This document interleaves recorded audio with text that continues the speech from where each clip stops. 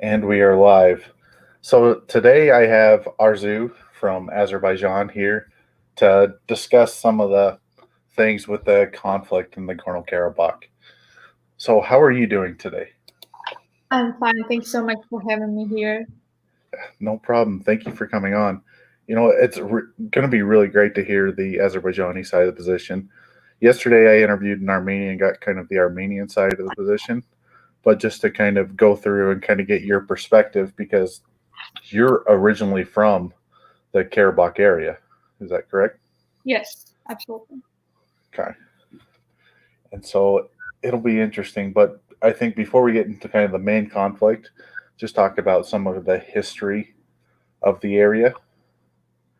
And so like I like looking at it from like the 1900s until 1994, and kind of one of the interesting things is when Georgia, Armenia, and Azerbaijan were together in kind of like a Yeah. tri or trans caucus, and then they broke apart. Mm-hmm. And then after they broke apart, there was the Azerbaijan and Armenian War. Of course, Armenia went to war with Georgia as well. And so that was the first, I think, recorded conflict between the two. There's still some like disputed territories from Armenian side in Georgia. It's all complicated. If we want to look at the history of the region, we just have to name it complicated Yeah. because yeah, the history was so mixed up. There was like there till now there are so many different nations. There's so many different languages, and these nations are mainly minorities. So besides of Georgians, Azerbaijanis, and Armenians, there are like tens and tens of minority groups, and all of them have different languages. They look physically kind of different, and within Azerbaijan itself, we have a lot of minorities. We have Talishs, we have Lezgins, we have Tahurs, we have a big Jewish community. We were the only country in the world, I guess, who never discriminated Jewish population in the country. And today we are the only country besides of Israel where Jewish community has their own city. So the history of Azerbaijan was based on these diverse nations, including Armenians. Till now, there are like thousands of Armenians living in Azerbaijan without any fear or without any, I don't know, discrimination acts. They can go freely to their churches. They can practice their faith. They can speak their languages, and like everybody knows that these people are Armenians, but there Armenians say that we instill hatred, but I know I sound biased, but like comparing the hatred within the societies, it's so much safer to live in Azerbaijan being Armenian. You know what I mean? But again, if we want to start from the first chapter and look at the history, um, the countryside always tells that they have this popular joke that Coca-Cola is older than Azerbaijan, and they're so fond of. They're so like they love this joke so much, but this is absolutely baseless because like if you look at Italy, it's just like 150 years old. But before Italy, there was a huge empire, and if it wasn't named Italy, that doesn't mean that there was no Italy before. The same thing happened with Azerbaijan. There was different kingdoms, there was different khanats, khanliks, and Karabakh itself was Karabakh Khanlik. There was like Karabakh Khans. The history is just so ancient, and Karabakh was always like a center of education, of art. A special musical genre was created in Karabakh. So it's really an ancient territory, and saying that there was only Armenians living in Karabakh, or there were much more Armenians living in Karabakh. It's just not. Um, it's just not verified. It's a try to sound solid, to sound like have a basis on the aggression we lived in Karabakh, because I am from Karabakh and I was always told that Armenians and Azerbaijanis were living together side by side, and the conditions there were really good. Like people were living really happily. They were sharing a lot of things together. They were close door neighbors. They were There was a lot of mixed families. Yeah. And I mean, even in Iran right now, there's mixed families of Armenians and Azerbaijanis, and yeah, you could probably say some places in America, maybe some places in Georgia, like, yeah, which is really kind of one of the unfortunate things of this conflict is they used to get along, they used to live together, and then they had a conflict and they kind of dispersed everybody that wasn't like them into a different region. yes, till now in Georgia there is a village called Marniuli, and there are Azerbaijanis and Armenians living all together, and both sides speak either Azerbaijani or Armenian. And like honestly, we lived together and we went together really fine, but politics just spoiled as politics do all the time. Yeah, that can happen. Living in America, I know that all too well. Yeah. So, one of the things you brought up is kind of the secularism. Now, do you believe the secularism of Azerbaijan came from the Soviet occupation, or was it inspired by Ataturk in Turkey? Like, why did Azerbaijan end up more secular than, say, Iran? I guess so. I guess because of the Soviet Union, there was always a struggle with Azerbaijan since we are the major part of population are Muslim. There was always this struggle with pan-Turkism, pan-Islamism, which wasn't that much justified. We like the government changed our alphabet several times from Arabic to Latin to Cyrillic, then back to Latin. There was always this struggle with Azerbaijan, like trying to control Azerbaijan. But honestly, there was never conflict based on religion. Again, just because there was so many different nations living side by side.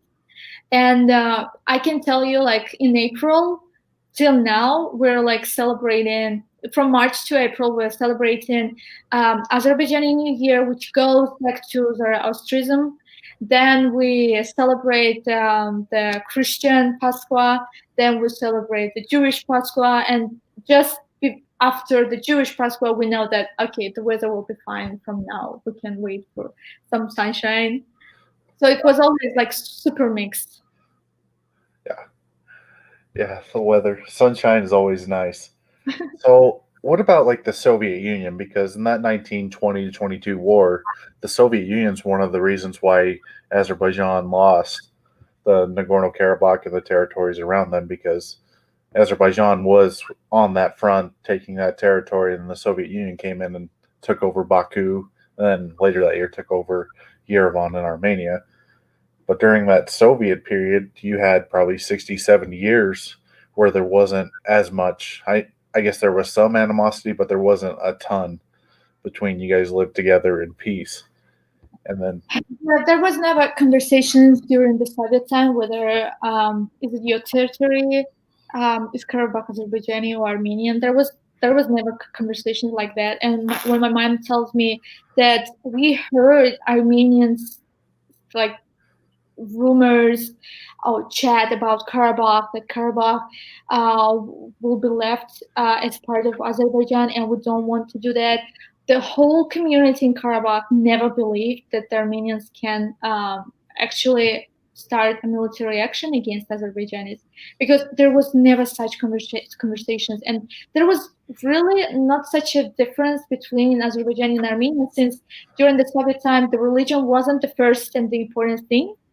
So we were living like side by side all together, and Armenians were starting doing these conversations. My grandma tells me that they were collecting donations, money for military action. But when these conversations were happening within the Azerbaijani community in Karabakh, all of the families, including my family, they were like, "Oh, stop it! Armenians will never do that. Why would they do that?" You know. So there, till the very last moment when the tanks actually entered Karabakh, there was never this belief, this idea that the Armenians whom you used to live like for so many years, well, we share this region not just like for one day or 10 years. It's a whole story. There are a lot of Armenians living in Azerbaijan. There are Azerbaijani community living in Armenia, in Yerevan, and like switching all back. Our Azerbaijanis coming from Armenia to Azerbaijan, and Armenians from Azerbaijan going back to Armenia. Like nobody could even imagine that. And Armenians, they had really nice political positions within the Azerbaijani Soviet Republic. Um, Till now, there is an Armenian church in the city center, which says a lot about Azerbaijan. You know, the connections were so tied up. So we never had that. But when the collapse started, when this nightmare started, it was just a huge mess happening, not just in Azerbaijan, but like in all republics.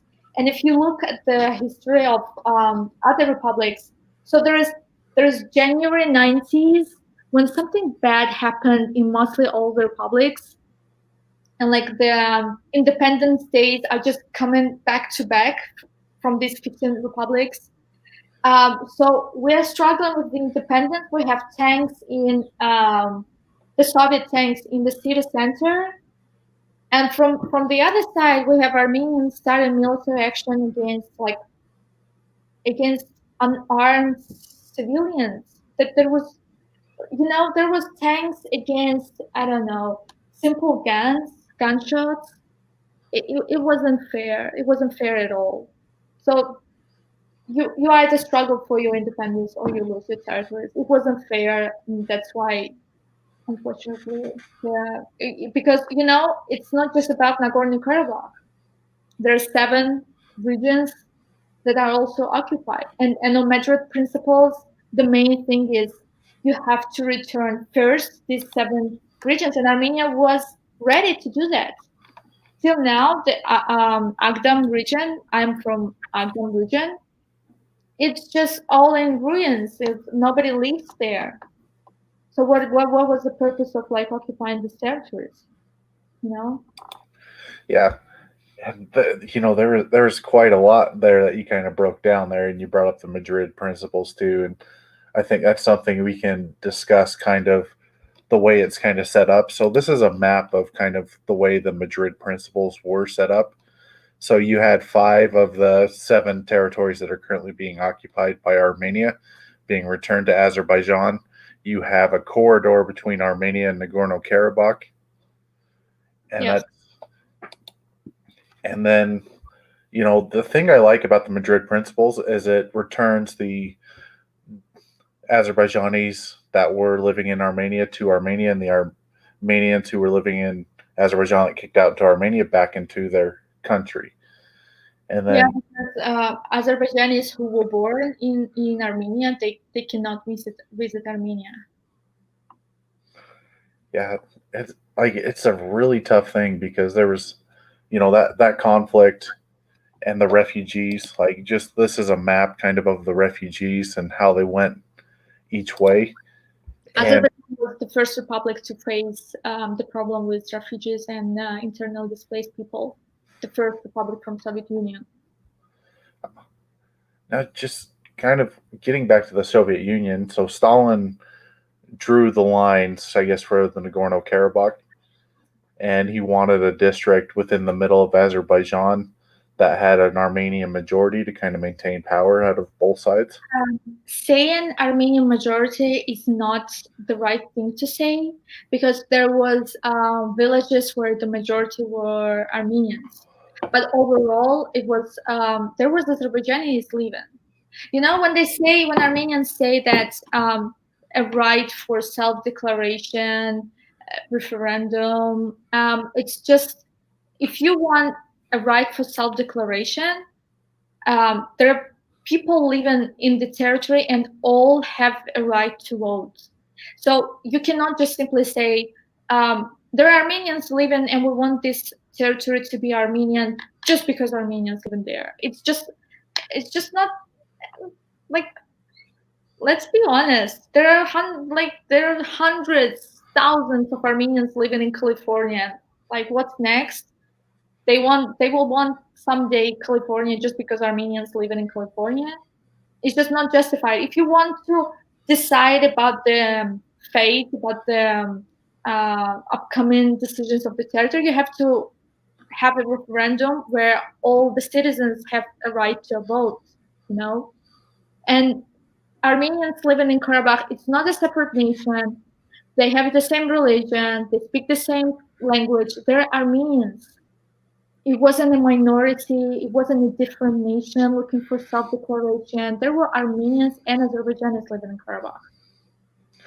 Yeah, there were, and it was close. I think the numbers I saw 53% Armenian, 47% Azerbaijani in the area, so it was close to a 50-50 split until the war when there are no longer any Azerbaijanis in the Nagorno-Karabakh. Yeah.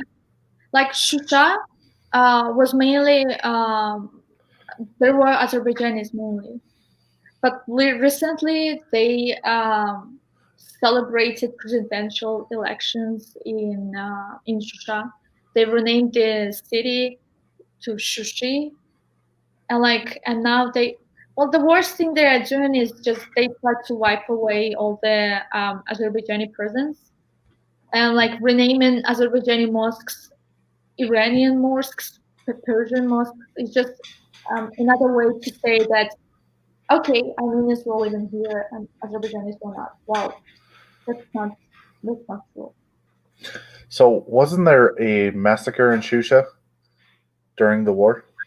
Not in Shusha. There were mainly massacre in Khojaly.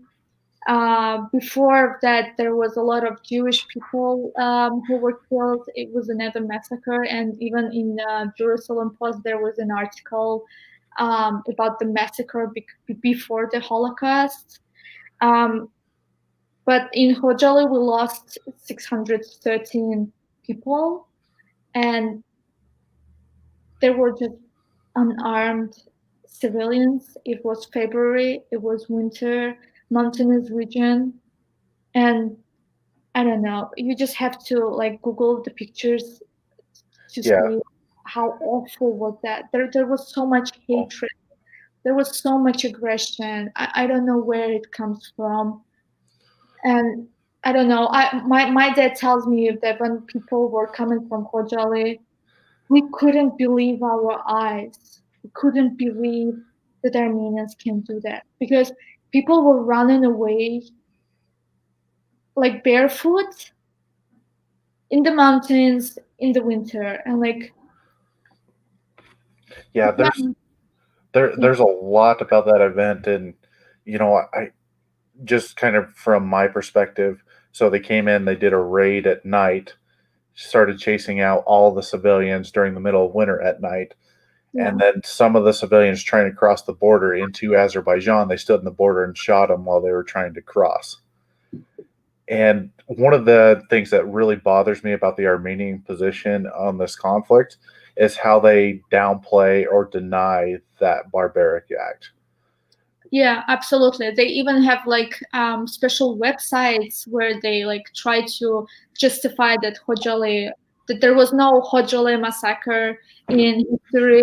It's just I don't know when the ex-president of Armenia Serge Sargsyan he justifies the Khojaly massacre. He proves that they did it, and then Armenian media tries to downplay it. It's just there's a lot of spots like that when they ruin the logic and you kind of can spot that there's something wrong happening here. Khojaly massacre is just one of the examples. When you feel that there's something wrong here, there's some part is just either untold or downplayed. Yeah, it's difficult because there's not a lot of media presence, or there wasn't a lot of media presence, so we didn't get a lot of stories. A lot of it's just passed down from individual to individual, and that war in 1994 or ended in 1994 Yeah. like was extremely brutal. It was more kind of a total war where even the Azerbaijani side would target civilians, the Armenian side would target civilians. Like they just total war. They were going to win and they were going to kill everybody on each side. Well, I explained that just because of the mess happening in Soviet Union, it just nobody cared. Really, nobody cared. You cannot commit Hojole massacre today, but when the vast region of Soviet Union collapses, like nobody cares, and they just use this time frame to to do what they did. Yeah, and it was truly awful. And a few of the things to end, get a ceasefire because it was truly an awful conflict. Like both sides did things that if they go back in time, they wouldn't do. But the UN adopted 4 resolutions, and I'm going to put these up on the screen in order to do this. So the first one calls for cessation of hostilities and withdrawal of all occupying troops from Kebudar, recently occupied areas of the Azerbaijani Republic following its occupation in 1993. So that one kind of calls for the removal of troops, correct? Not kinda, literally. Okay. And then the second one demands immediate cessation of all hostilities, calls on the withdrawal of occupying forces from Agdam and recently occupied areas of the Azerbaijani Republic, and it Hmm. reaffirms the previous resolution. The third one calls for the preservation of ceasefire, cessation of hostilities, and withdrawal of Armenian troops from recently occupied Azerbaijani districts, Fizuli, Jabrail, Qubil, But and other recently occupied areas of the Azerbaijani Republic, and it reaffirms the resolutions 22 and 53.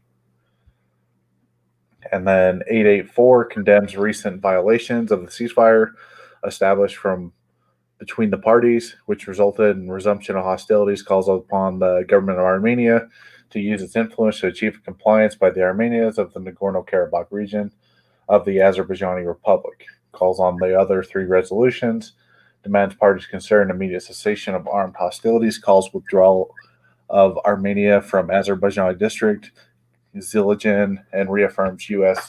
UN resolutions. So uh, none yeah, of those things happened. no. So like that's one of the things, like one of the issues kind of with the UN and everything is they only have so much power, but none of these resolutions happened. You know what's the irony in this story is that all these 4 resolutions they were adopted by Security Council in '93. So there are really few cases in the history of the whole world when you can show exact example of like adopting 4 resolutions just because of like a conflict. And like if you look worldwide, it's a small conflict. It's a regional conflict, but you adopt 4 resolutions in a year. And you don't follow through with any of them. That's another story. Yeah, that's the second part. Yeah, Like so even the number of the resolutions, therefore, they prove the brutality and the violence happening in the region during this war. yeah, and I mean, if do you believe if all 4 of those resolutions would have been met, they'd be still fighting today? I do not believe, but I believe that there would be some kind of tensions just between communities.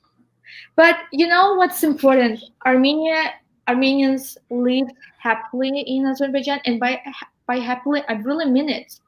They had nice positions, they had money. If today the Armenian government, Armenians living in Armenia, because there's a huge power of diaspora influencing the whole life of Armenia. If they just like stop for a moment and like think that Azerbaijan is our it's our neighbor. There would not be even a day when Azerbaijan will disappear. So we are neighbors and we have to learn to live together at some point. If there was not such a war, all the pipelines, all the international projects, everything that we do through Georgia, Turkey to Europe, I'm pretty sure they will go through Azerbaijan, Armenia, Turkey. So they would really be a country really developed, independent, with kind of self-esteem. Because right now, what's happening in Armenia is that they're playing between two fires, uh, three fires, I would say, because there is Armenian diaspora mainly in the U.S. There is the European side, which progressive Armenians want to follow, and there is a Russian side. And Armenia cannot choose between these three forces. They simply cannot choose. When they go pro-European, Russia starts escalating the conflict. When they go fully Russian, pro-Russian, the like the progressive part of Armenians, they start to like argue that okay, we have to move somewhere. And there is again the Armenian diaspora who just messing up the whole situation because they need this conflict to influence Armenia. Yeah, you brought up kind of the Russia situation. Russia's very interesting. They have the 102nd Air Base in Armenia, You're doing very right.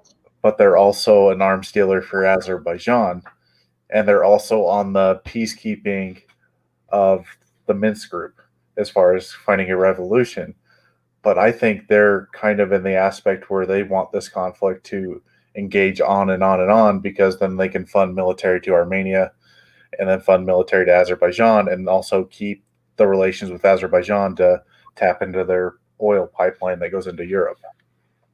Yes, absolutely. Really important point is that when we buy um, the guns, all that stuff, Armenia gets all for free from Russia. And in Azerbaijan, there's no foreign military bases of any country. There's right now educational sessions of Turkish military. I'm not sure how it's called properly, but besides of that, there's no military bases of any other country in Azerbaijan. While in Armenia, in Gyumri, they have the whole Russian military bases, and there's thousands of Russian soldiers who defend Armenians' borders. Yeah, and Russia's not a great player. I'd also say Turkey's not a great player as well with some of the stuff they're doing around the globe. And so it's interesting, like, if these foreign powers get drawn in, because, really, like, I have this as kind of like the friends list of each side. So it's just balls.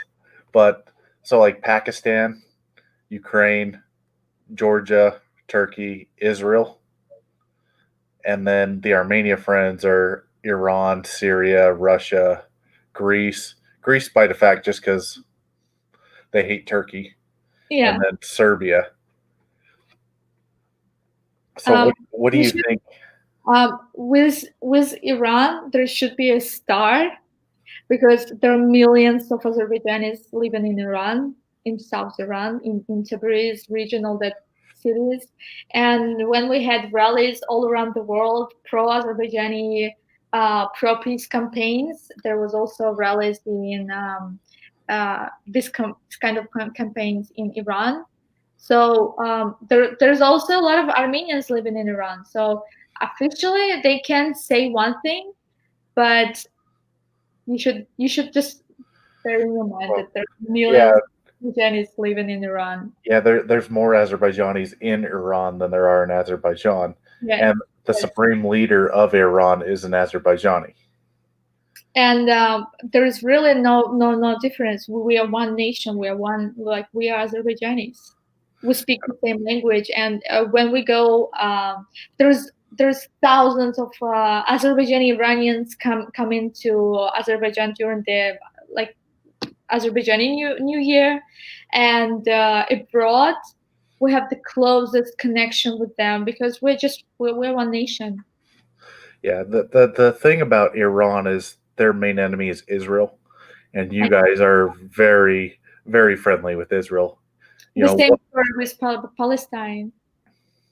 yeah, yeah, like yeah, just these sort of friends and stuff like that. Kind of looking at it like from an American's perspective, like Azerbaijan, what they've done and kind of their foreign policy has truly been remarkable because they do have decent relations with Iran. They do have decent relations with Russia. They do have decent relations or great relations with Israel. They have decent relations with America. They have decent relations actually with Pakistan, which is one of the only countries that has good relations with Pakistan. So like they've done like very well. Like pretty much all the world kind of likes Azerbaijan except for Armenia. So if the conflict could ever get solved, I think Azerbaijan's in a very good position moving forward. Um, I totally agree. The only thing that Armenians try to weaponize religion right now, and they try to convert Karabakh war into religious war. And there's like these disgusting publications about I support Christian Armenia, implying that if you're a Christian, you have to support Armenia, which is absolutely unacceptable. Because if you ask me what is the major religion in Azerbaijan, I would say that there is thousands of Muslim communities, Christian and Jewish, and Azerbaijan was also the native like Zoroastrianism was also created in Azerbaijan. So really there was never a religious part of history in Azerbaijan because it was just so mixed, mainly because of the oil, the petroleum. But in Armenia, the majority, there's only Armenians living first. There's one nation living in Armenia, and there's one church, the Armenian church, and implying that if you're Christian, you have to support Christian Armenia and just weaponizing religion, it's absolutely unacceptable. Not just because of the war and etc. Just because using religion in your favor, it's disgusting. Yeah, it's definitely kind of like a Christian theocracy. Like it's ran by the Christian theology. As Azerbaijan is kind of more agnostic from what I've gathered. Is that true? Like they'll believe, but they don't really practice. Well, if you ask me, yeah, I'm spiritual. Do I practice? No. I would say that I grew up in Muslim tradition. That's what I say. But there is a whole bunch of like of streets when Russians and Jewish and Azerbaijanis were living all together. We call that like Italian form of the streets. And there was never like a differentiation of religion, of holidays. It was just like a whole community celebrating together, praying all together. You can easily go to any church in Azerbaijan. There's Christian church, there's Catholic church, there are Armenian churches, mosques all over the country, synagogues, and there's different types of synagogues in Azerbaijan. There's lesbian synagogue and more like European form of synagogues. I'm not 100% like into that, but it's just so diverse.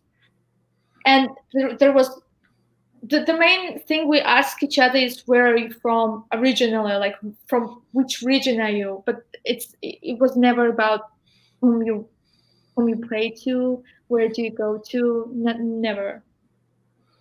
Okay, it's kind of more of kind of a sense of you're an Azerbaijani, you're more kind of nationalist, you're part of this community versus what religion you belong to. If you look at the rallies by Armenians in Los Angeles, in Belgium, all over the world when they had their own campaigns, there's always a priest coming to the rallies. You can never like see imam or rabbin coming from Azerbaijani side, never, because it was never about religion. Now, with just to ask you just kind of a random question, with Turkey becoming less secular and more religious, and them being seen as kind of big brother in this, is that something that worries the people of Azerbaijan, that their big brother's becoming more religious, more strict in their application of religion? No, because so there are Sunnis and we're Shiis. So this different. There was always this difference. It's not a new thing. So if they go fully like pro-Islam, we will still go our own way. There really people like practicing Islam, praying from 3 up to 5 times a day, but the majority of the country is religion is your private thing and just keep it private. Okay. Yeah, definitely more secular and less of like a French secular, more of kind of like a Britain, US kind of secular sort of thing than the French style of secularism. Hmm. So, with this, the 2020 conflict last month in March, what kind of started those escalations, in your opinion? Armenian aggression. I know that I sound biased, but literally there is no reason for Azerbaijan to start any military action at the border. There's no reason. And plus we have really important pipelines going from that territory. We would never like sacrifice that for, I don't know, 5 days conflict. If we start military action, we have to start it in Nagorno-Karabakh, in the territory occupied by Armenia. We do not do that. For 30 years, official Baku calls for peaceful resolution of Karabakh conflict.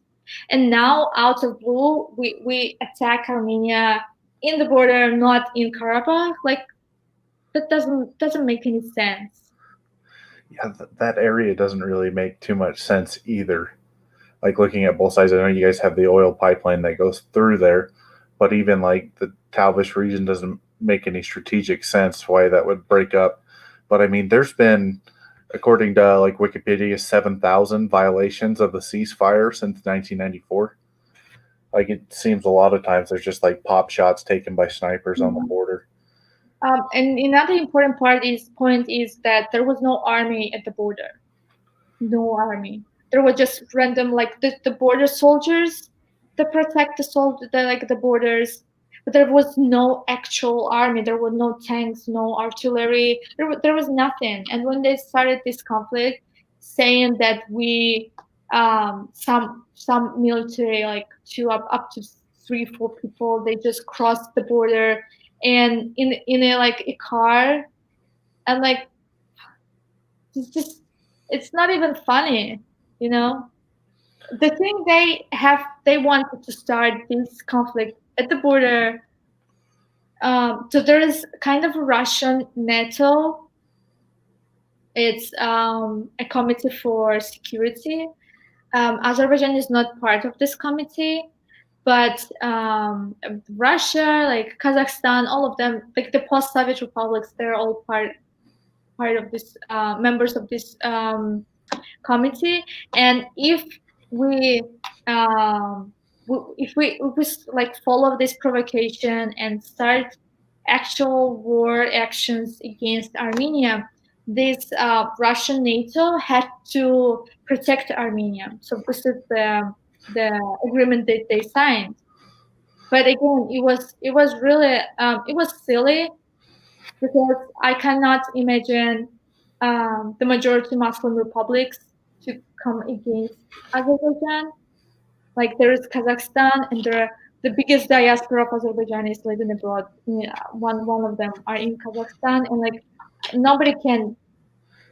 Kazakh people will never shoot against Azerbaijanis.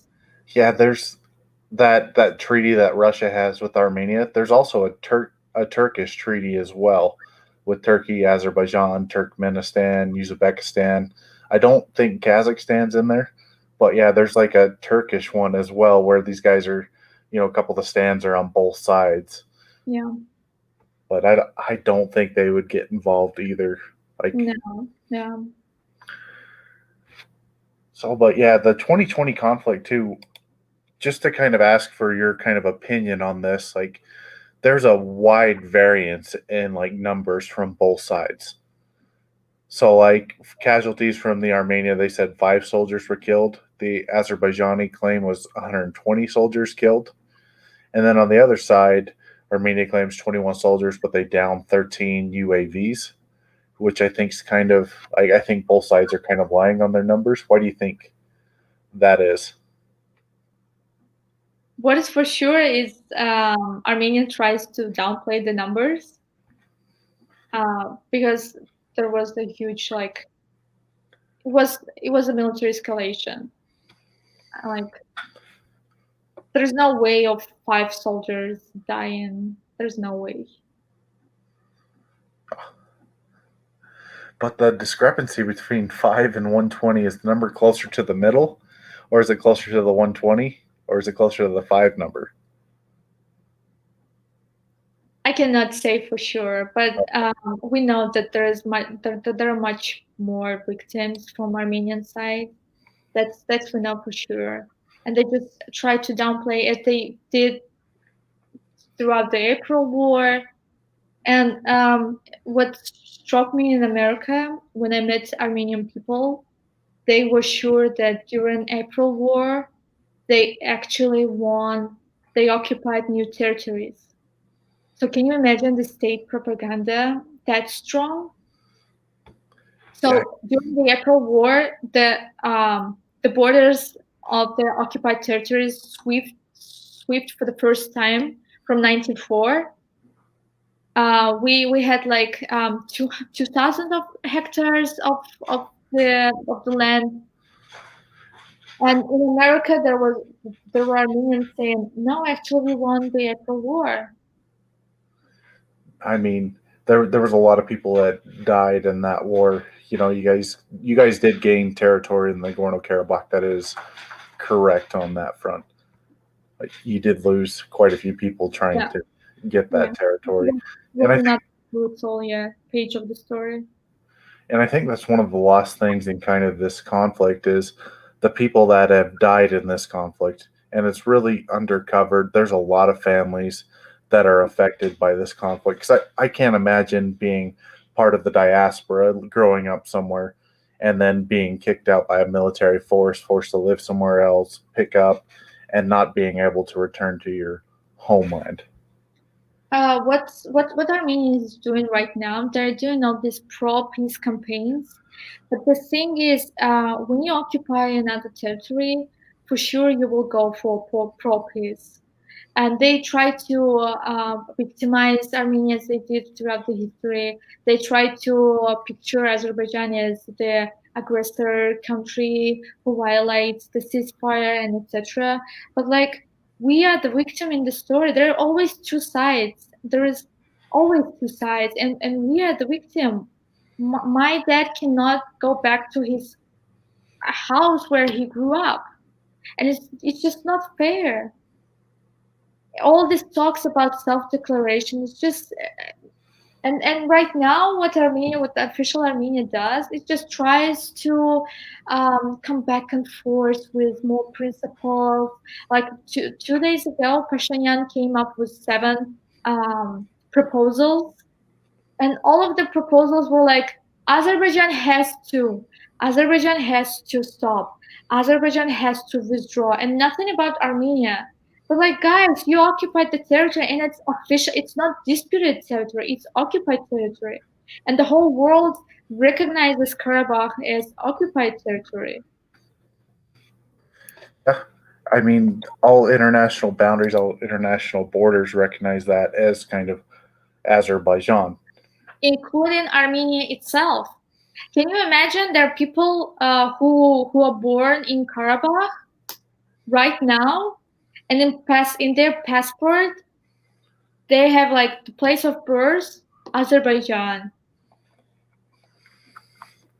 That's crazy. I did not know about that. Like, even in Karabakh, and one Because it's territory of Azerbaijan. one of the issues trying to find a revolution for this case is like there was kind of, I don't want to say ethnic cleansing, but there was definitely ethnic groups that were pushed to the side. Now the area is pretty much 100% Armenian. And Armenia, some of the videos I've seen, some of the footage, they will stay there and fight until the day that they die. And so I think there needs to be some sort of conflict revolution resolution. And I think the Madrid principles would be a good compromise between both sides. We were about to sign the Madrid Principles. Again, for all these 30 years, Azerbaijan was calling for peaceful resolution, and we are ready to give the autonomy to the Nagorno-Karabakh region. But like saying anything without taking into consideration Azerbaijani people living in Karabakh, it's not fair. I know politics was never about being just or fair, but you cannot simply talk about Karabakh from Armenian side and try to like create all the conditions and like in benefit for Armenian community living in Karabakh. There's thousands of refugees from Azerbaijan.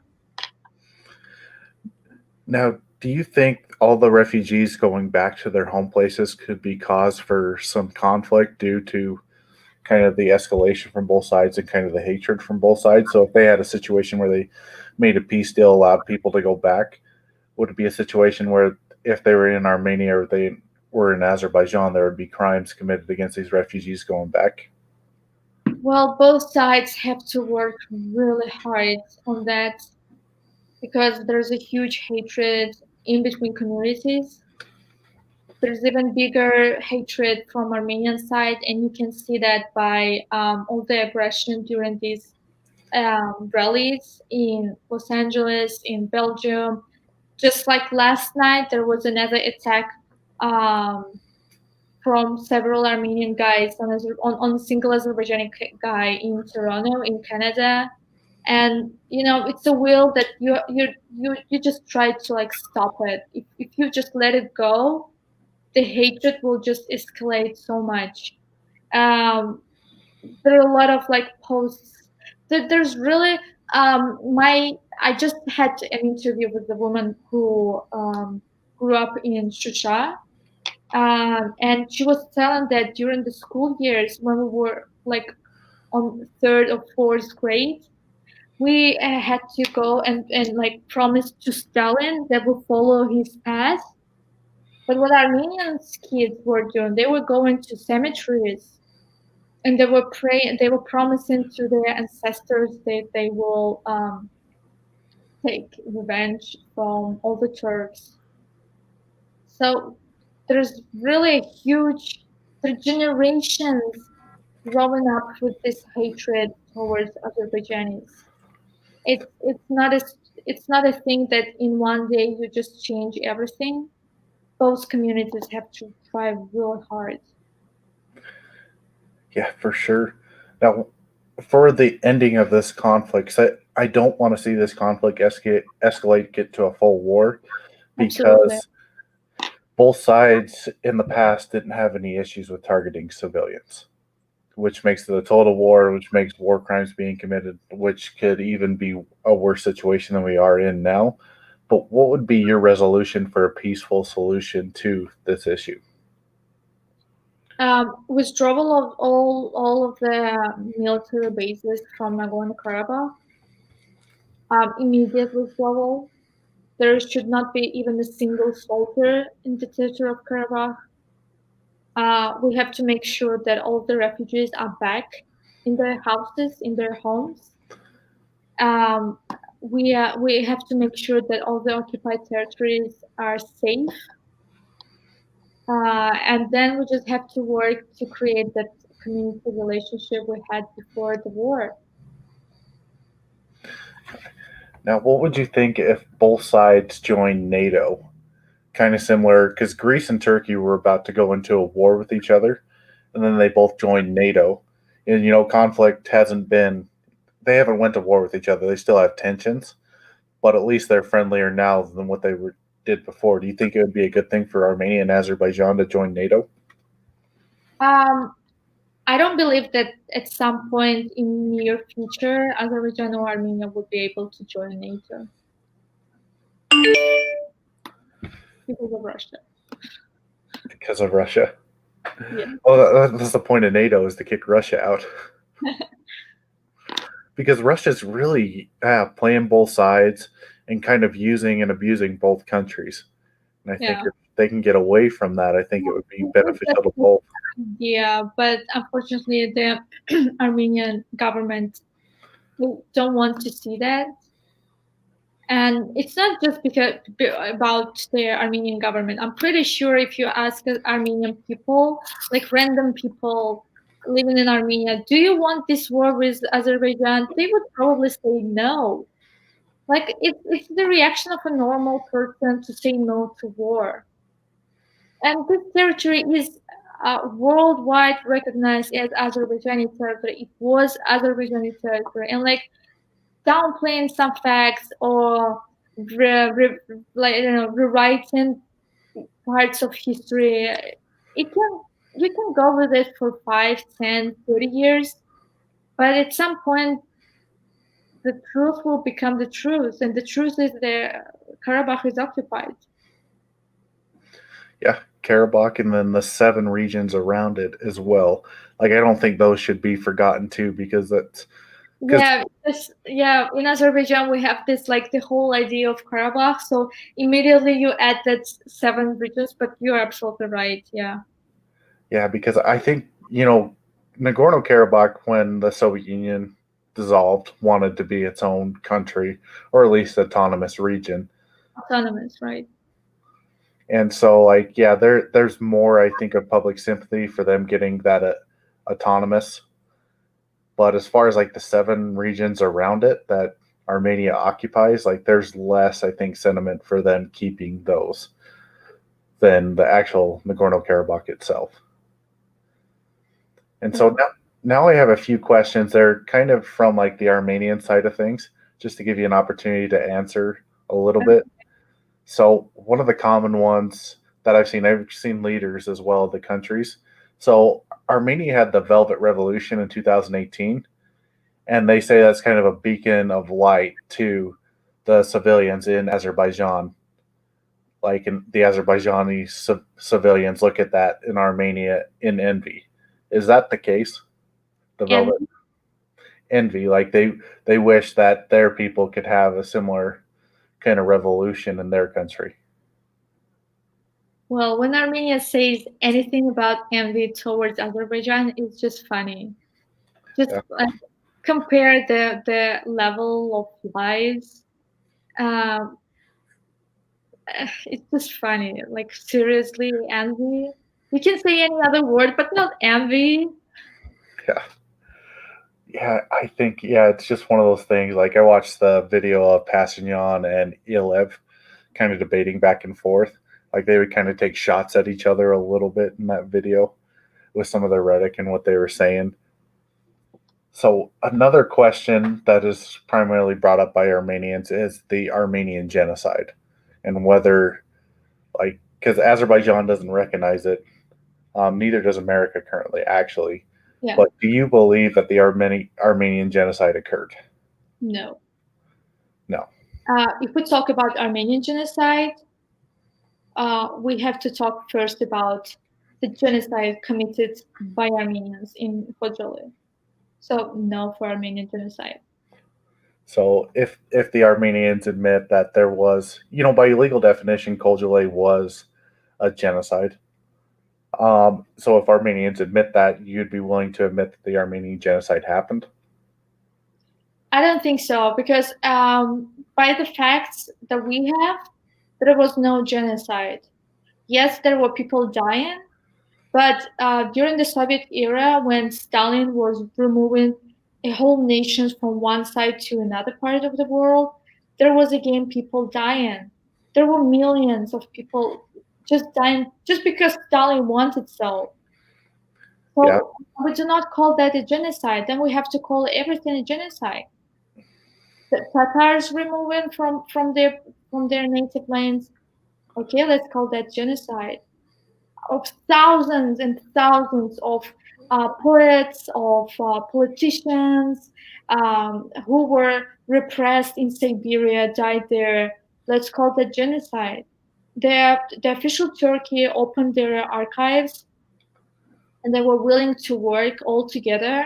And I'm pretty sure that this is the only way out in this story, to have the international unbiased community, like members, organization that have to work in both archives in Armenia and in Turkey, and just come up with the only with the answer: did the genocide really happen or not?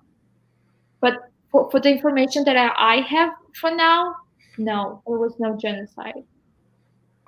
Okay, Was that's it totally? Yes. okay. And yeah, that's.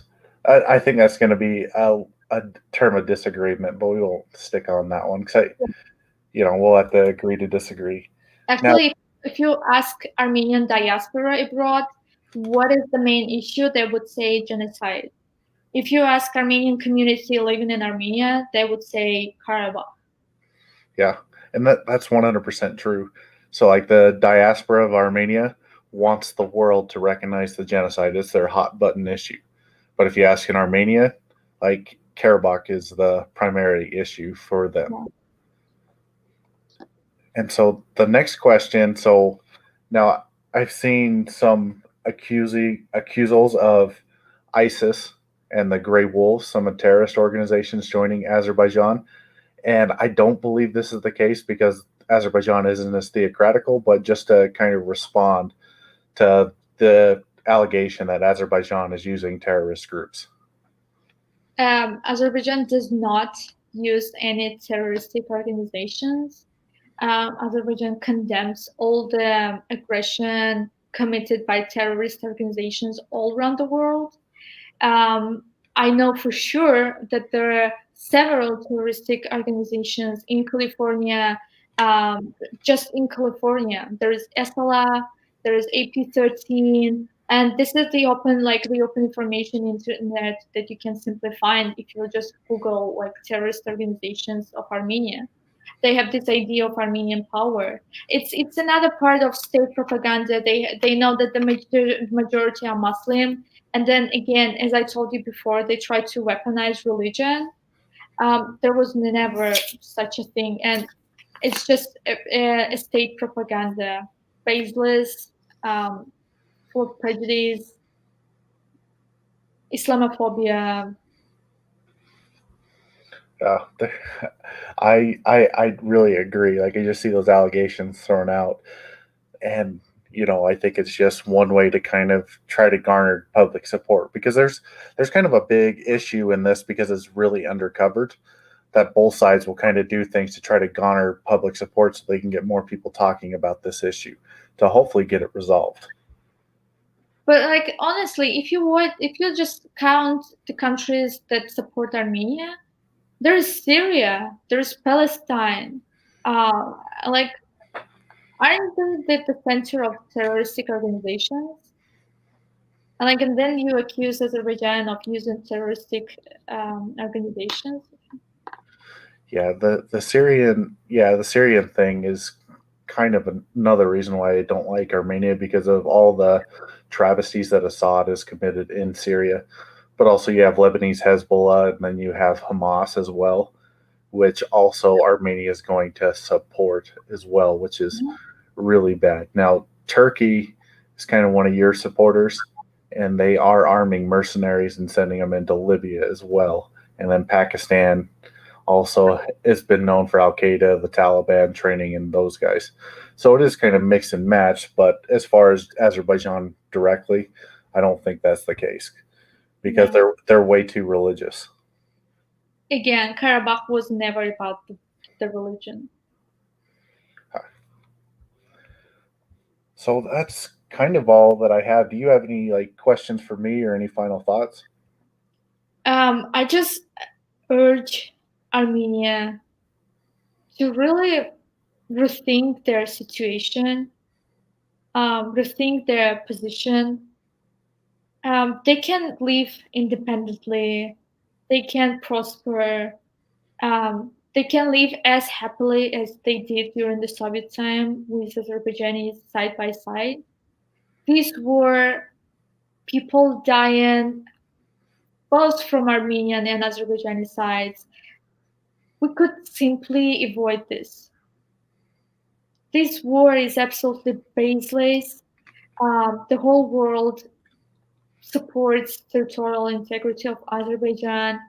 They know that it's one-sided game when they have to lose.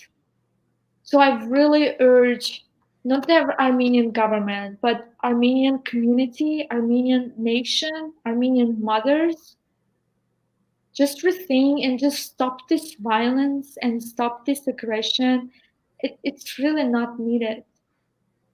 Yeah, So there was never discrimination against Armenians in Azerbaijan. Never.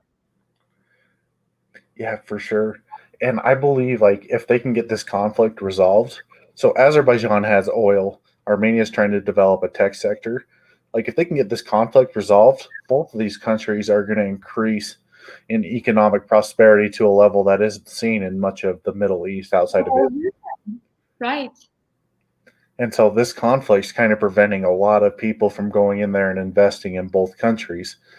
And so if it can be resolved, then both countries can prosper. Like I said, I like Azerbaijan's foreign policy, getting along with everybody, staying neutral in a bunch of the conflicts in the Middle East. But it's just, the Armenia question, the Nagorno-Karabakh question. How do we resolve it? Because if it kicks off, then you may have outside powers such as Russia, Turkey, Iran, some of these outside powers coming in, and then it's going to get even worse than what would be if just Azerbaijan and Armenia went into the battle. So I just want to thank you for joining me. This has been a lot of fun. So where can people find you? My people can find me on Instagram, YouTube, Facebook. Just type my name. And I wanted to thank you so much for giving me opportunity to just talk on behalf of Azerbaijani people, especially the ones who are originally from Karabakh. It was really important for me to share that we are not pro-war. We don't want any aggression. We don't want people like young soldiers dying. So I really ask again urge Armenian community to rethink and thank you so much for having me and for this opportunity to share my thoughts. Yeah, I appreciate your honesty. So thank you again. And thank everybody who is here in the chat. And you guys have a good rest of your day. And for you, have a good night. Thank you.